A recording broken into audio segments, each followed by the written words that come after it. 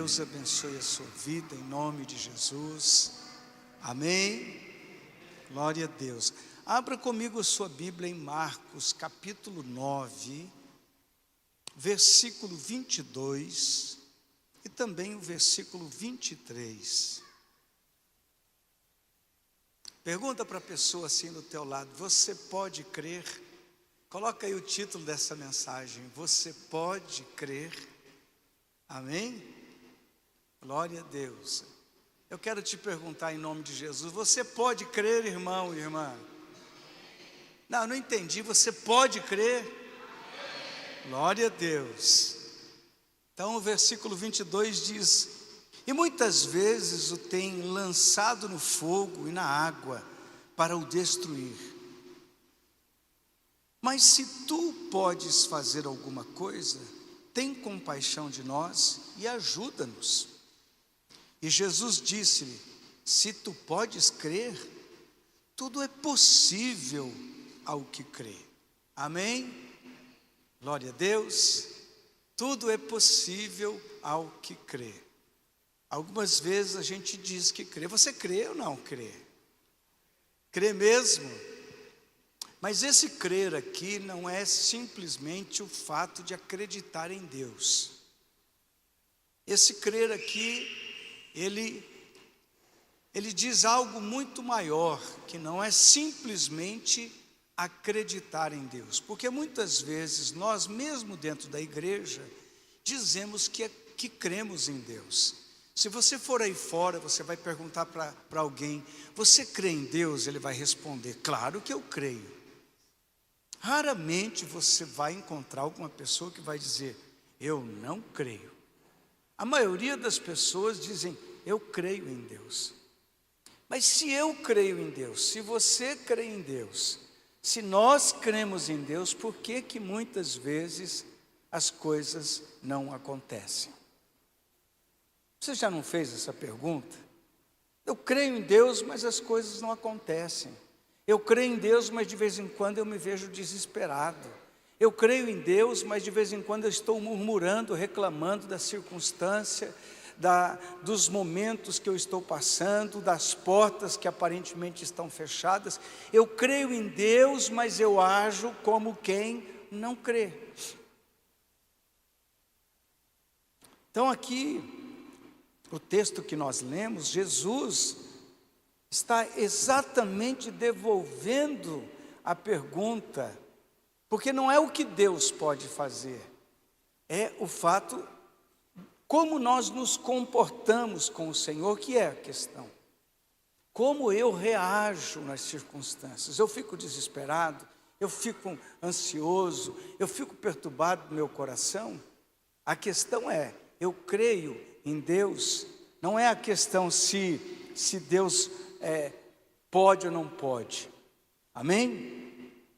Por que que a gente faz isso muitas vezes? Que diz que crê, mas desespera. Porque a gente está focado nas evidências, nas circunstâncias, nos problemas, nas notícias.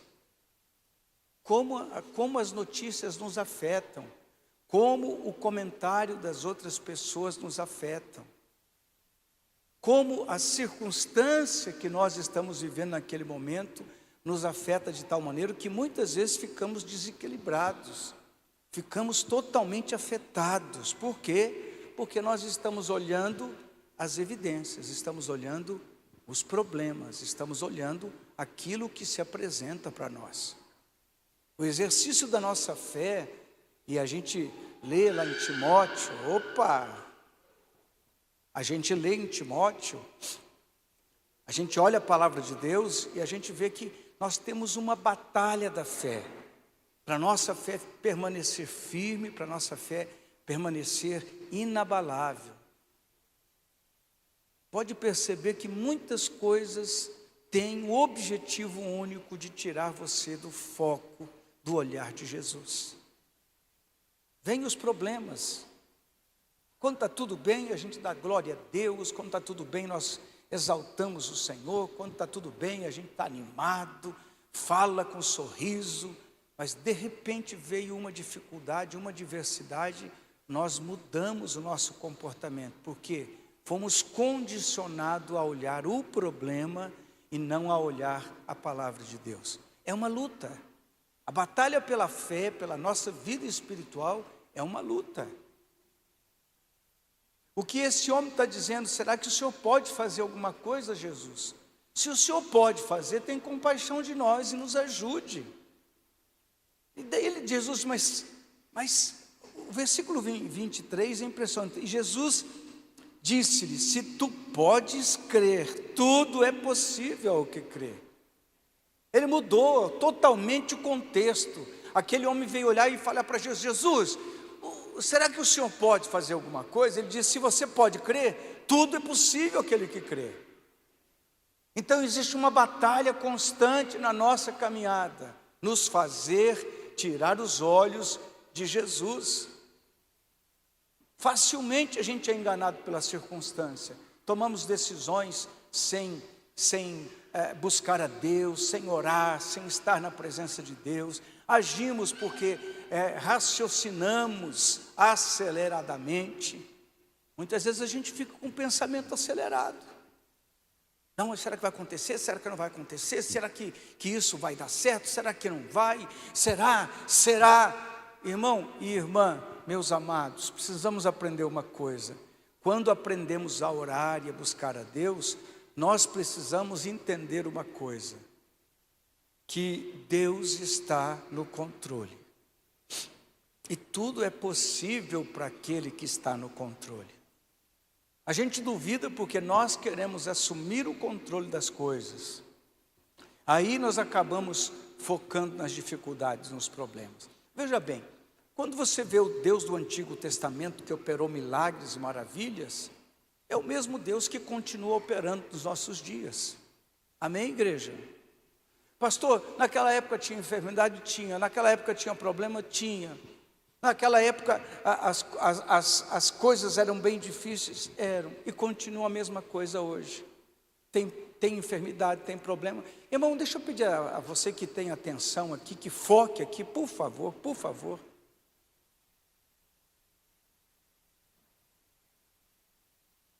Então, muitas vezes a gente não tem esse discernimento, essa sabedoria.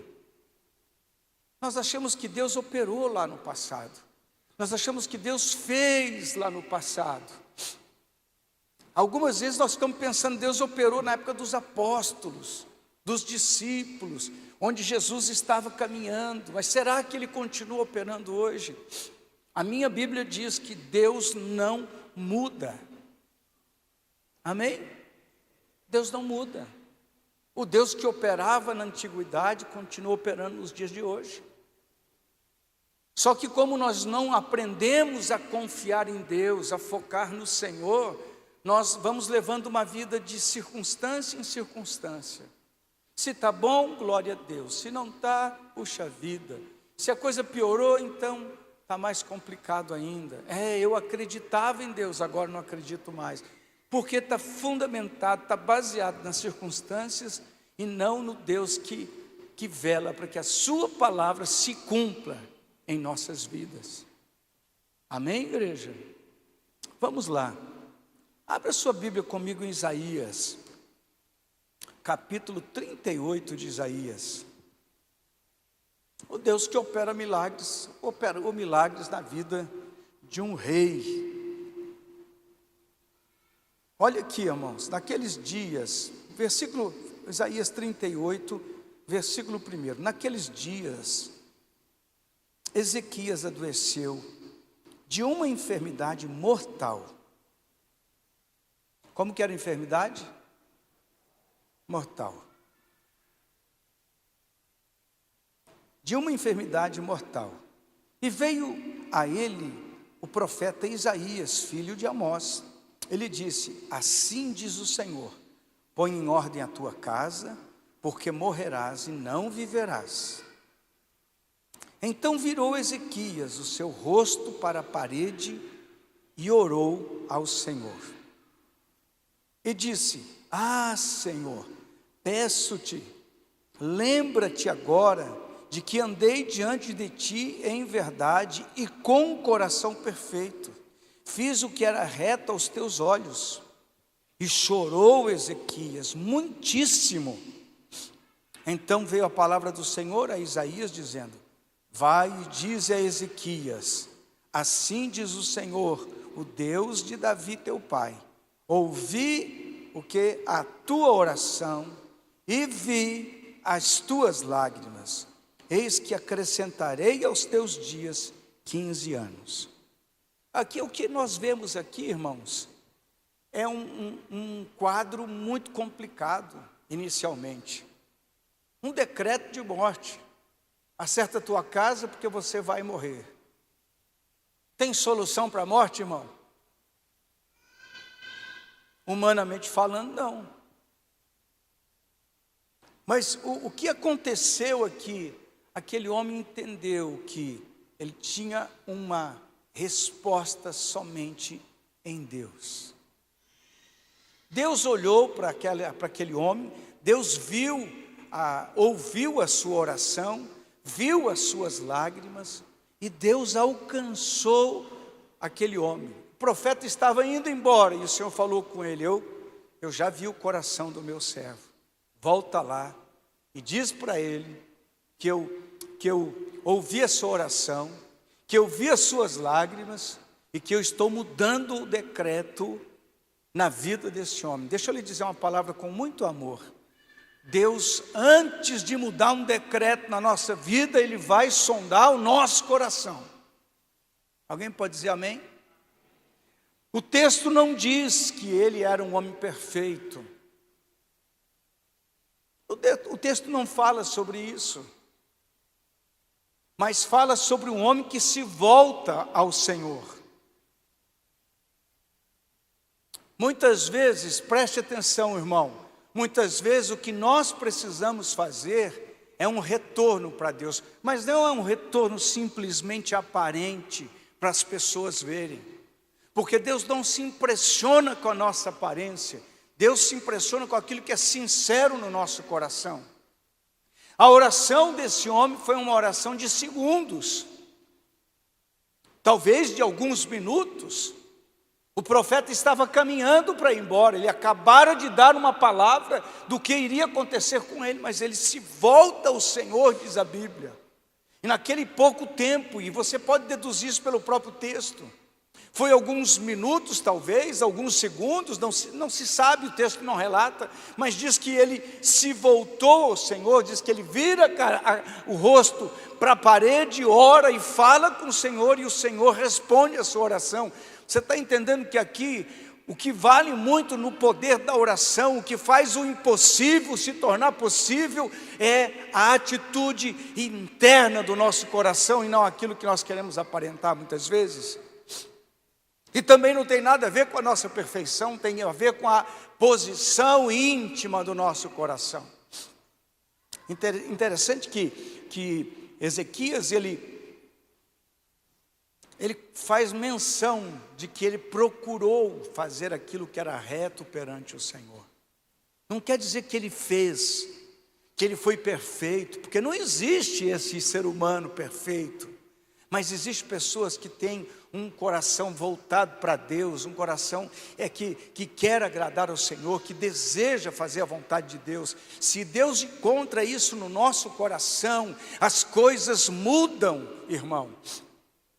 Tem muito cristão que não entendeu até hoje, que não é só a conversão é o começo do processo. Deus quer transformar a nossa vida de dentro para fora, e Ele vai trabalhar.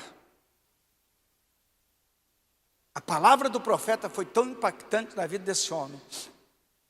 Ele recebeu como de Deus mesmo e falou: espera aí, alguma coisa tem que acontecer.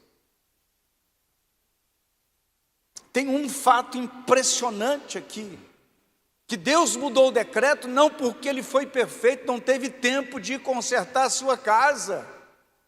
Você está me escutando bem? Não teve tempo de tomar as medidas de conserto, de restabelecer, mas teve uma mudança interna no coração dele, que ele iria fazer aquilo que Deus falou para fazer. Alguém pode dizer amém?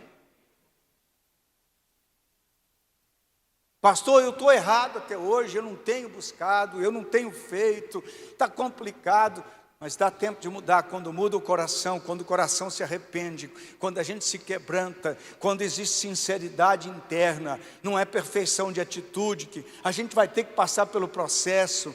Por que Deus usa alguém? Por que Deus faz através de alguém? Porque tem um coração voltado para Deus, não é um coração perfeito, não é uma vida perfeita ainda, mas é voltado para Deus. Quantas horas de oração, pastor? Pode ter 200 horas de oração. Se o coração não se voltar para o Senhor, nada vai valer. Outro dia eu ministrei, né? Você está numa posição, depois você passa para outra, e depois você passa para a posição em que o Espírito de Deus é quem controla. Para chegar nesse ponto, eu tenho que me render ao Senhor. O que esse homem fez? Ele se rendeu ao Senhor. O render-se ao Senhor foi uma oração poderosa diante de Deus.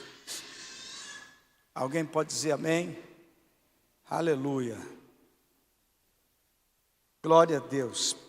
1 Samuel, capítulo 16.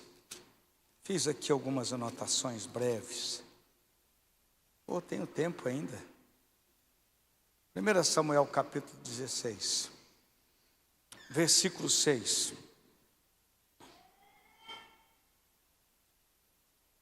E sucedeu que, entrando eles, viu a Eliabe e disse: quando Samuel vai, o Senhor fala: olha, você vai ungir uma pessoa como rei de Israel. Samuel, ele não sabia ainda quem era a pessoa. Vai na casa lá de Jessé. Eu vou te mostrar quem é. Samuel, na sua humanidade. Olha o que acontece. E sucedeu que, entrando eles, viu Eliabe e disse: certamente está perante o Senhor o seu ungido. Versículo 7.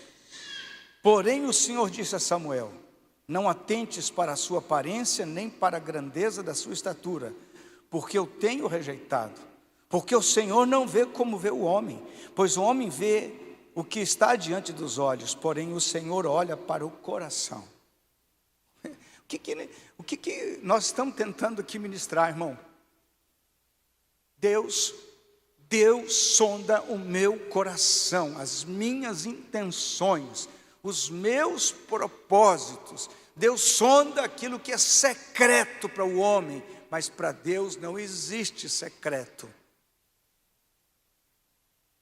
Samuel estava olhando e falando: não deve ser esse cara aí. O problema são as nossas intenções, os nossos propósitos, os nossos objetivos.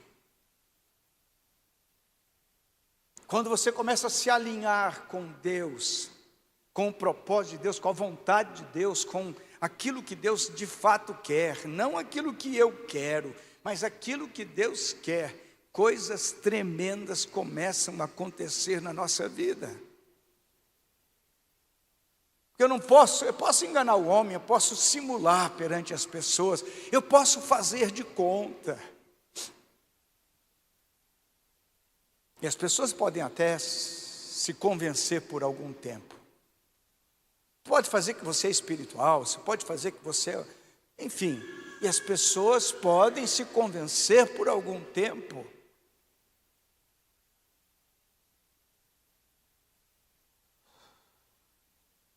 Mas Deus não. Ninguém passa conversa em Deus. Amém, irmãos? Eu quero voltar ali em Isaías.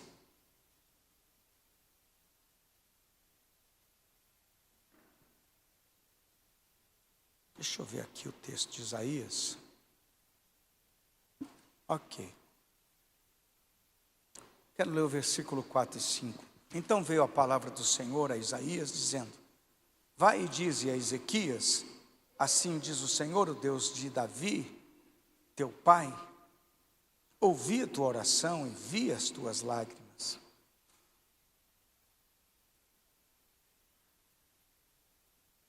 E foi aqui exatamente, depois de sondar o coração de Ezequias, é que Deus mudou o seu decreto. Eu quero encorajar você a continuar orando e continuar buscando a Deus. Não desanime do Senhor, não desanime da vida com Deus, não desanime em servir ao Senhor. Irmão, eu reconheço que tem momentos na vida do ser humano que a luta é tão violenta, as coisas são tão terríveis, que algumas vezes a gente fica meio baqueado. Algumas vezes a gente parece que perde um pouco da esperança. Mas por que isso acontece? Porque o inimigo vai tentar nos desestruturar. Você já foi ofendido alguma vez? Quem já foi ofendido? Quem já foi rejeitado? Quem já foi humilhado? Quem já foi desvalorizado? Meu Deus, tudo que você falar, qual o propósito de tudo isso? Fazê-lo desanimar. Eu já vi situação em que a pessoa, no meio da crise, no meio do problema, ao invés de buscar mais a Deus, aí chuta de uma vez tudo e fala: eu não vou mais servir a Deus, vou procurar uma outra saída, uma outra oportunidade, uma outra opção. Deixa eu dizer com muito amor a você, irmão, não dá para fugir do lidar de Deus, do tratar de Deus, não dá para fugir. Você pode correr para cá, correr para lá, ir para um lado, ir para o outro. Você pode mudar de ambiente, mudar de empresa, mudar de igreja, enfim. Não adianta, você pode sair daqui, vai para o Mato Grosso, para o Pará, para o Rio Grande do Sul. O tratamento vai continuar. O agir de Deus nos alcança em qualquer lugar. Por isso que a bênção de Deus não está condicionada ao lugar. A bênção de Deus não está condicionada ao lugar. A bênção de Deus está condicionada ao meu coração.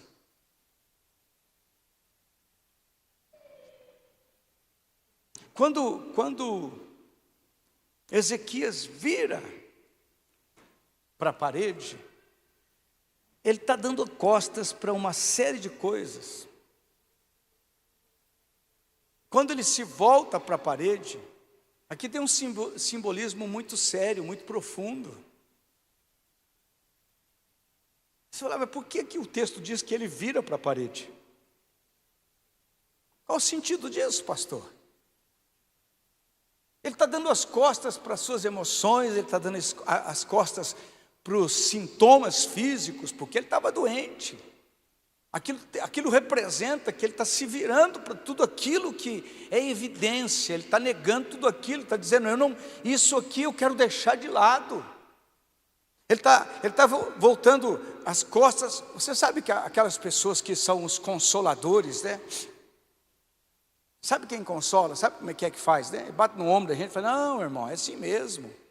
Fica tranquilo. Você vai superar isso. Aceita que é melhor. Não tem as pessoas que batem nos ombros? Ele está dando as costas para esses compassivos, consoladores, que muitas vezes não nos ajudam em nada. Ele está dando as costas, inclusive para a medicina. Você estava com um decreto de morte. Eu não estou dizendo que a medicina não é importante, não ajuda. Mas como é importante a gente ter a nossa fé despertada, a nossa fé viva, a nossa fé cheia de confiança no Senhor, na sua palavra. Enfim, o que ele está fazendo aqui? Ele se vira para a parede. Sabe por quê? Olhando para a parede, você só vê parede, você não vê mais nada, não escuta mais nada, não vê nada. Ele estava, na verdade, dizendo uma atitude de ousadia, dizendo: eu vou me voltar somente para Deus, eu vou me voltar somente para Deus. Isso é um segredo da oração. O meu coração tem que se voltar somente para o Senhor. Amém? Como é que a coisa muda? O nosso humano entende muita coisa, irmão. Humanamente falando, a gente entende a crise da pessoa, a gente entende o problema, a gente entende que aquilo é difícil. Mas pode perceber quantas vezes você se sentiu impotente? Eu, como pastor, quantas vezes me senti impotente olhando o problema das pessoas e dizendo: e quantas vezes eu disse isso? Senhor, é só o Senhor nessa causa. Eu lembro quando eu tinha saído do hospital, estava na minha sala. Vocês se lembram disso? Que eu fui pregar, eu tive que pregar sentado. Eu estava bem debilitado. Fisicamente, espiritualmente não. Mas fisicamente eu estava debilitado. Eu me lembro que chegou o irmão, bateu na minha porta do meu escritório: pastor, precisava que o senhor orasse por mim. Rompi os ligamentos, tudo. Vou ter que fazer cirurgia. Vou ficar muitos meses parado. Eu olhei para aquele irmão e falei: meu Deus, como é que esse irmão vai manter a sua casa, a sua família? Falei: Jesus, naquela hora eu clamei no meu espírito: faz alguma coisa por ele, Senhor. O Senhor falou para mim: ora por ele. Eu falei: vou orar.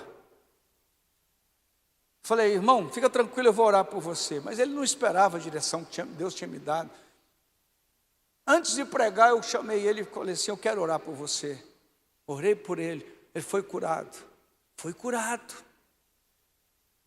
Falei: levanta o braço. Ele levantou o braço. Ele não podia levantar o braço, ele caiu chorando ali. Deus interviu na vida dele, como eu já vi Deus intervir na vida de centenas de pessoas. Irmão, Deus intervém quando existe um coração voltado para Ele. Aquele irmão se voltou para Deus, Deus ouviu a oração dele, ele buscou no Senhor. O médico disse: não tem jeito, e olha, e pode ser que você faça cirurgia e não fique bom. Mas quando Deus age, o milagre acontece. Ore ao Senhor. Ore com fervor, ore com lágrimas, se quebrante na presença de Deus, deposite a tua esperança no Senhor, aprenda a orar, mas ore fervorosamente diante de Deus, e você verá o que Deus vai fazer, porque Deus sonda a nossa oração, Deus sonda as nossas lágrimas. Amém, igreja? Como é que eu atraio o impossível de Deus? Oração e quebrantamento. Oração e quebrantamento. Tem gente que vai orar e ora: Senhor, se o Senhor quiser fazer alguma coisa, amém. Já terminou a oração. Nem entrou diante do Santo dos Santos, nem entrou na presença de Deus ainda, nem buscou a face de Deus como deveria, não entrou de fato diante do Senhor. Irmão, deixa eu lhe dar uma dica, é uma dica mesmo. Quando você vai orar a respeito de algum problema, não fica olhando para o problema que você apresentou diante de Deus. Está aqui o problema, Senhor. Agora eu quero buscar a tua face. Eu quero buscar a tua face. Não desespere por conta do problema, se quebrante por conta da presença de Deus. Eu quero a tua face, Senhor. Eu quero ter intimidade com o Senhor.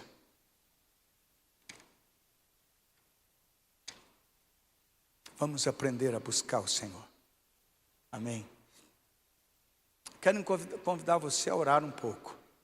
Nós precisamos aumentar esse tempo de oração, nós vamos chegar lá. Nós já fomos uma igreja que já o povo orava mais. Depois da pandemia o povo ficou meio assim, meio capenga. Mas nós estamos chegando lá em nome de Jesus.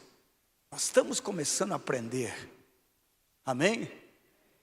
Você pode ter certeza de uma coisa, irmão. Deus põe fogo na lenha quando ela está seca no altar. Mas põe fogo também na lenha verde. na lenha molhada. A Bíblia diz que o servo do Senhor clamou ao Senhor e veio fogo do céu. Deus responde o clamor do seu povo. Vamos orar? Eu quero encorajar você a estar de joelhos, orando, ajoelhado, orando, clamando ao Senhor, pedindo a Ele a intervenção sobre a sua vida, sobre a sua família, sobre a sua casa, sobre as questões que precisam do impossível de Deus. Tudo é possível ao que crê. Amém.